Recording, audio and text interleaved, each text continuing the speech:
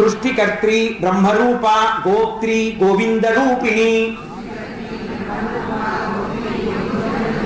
సంహారిణి రుద్రరూప తిరోధానకరీశ్వరి సదాశివానుగ్రహద పంచకృత్య పరాయణ రెండే భానుమండల మధ్యస్థ భైరవి భగమాలిని మూడు పద్మాసన భగవతి పద్మనాభ సహోదరి మూడు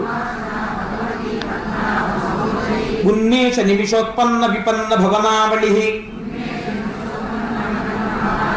ఎన్ని ఒకటి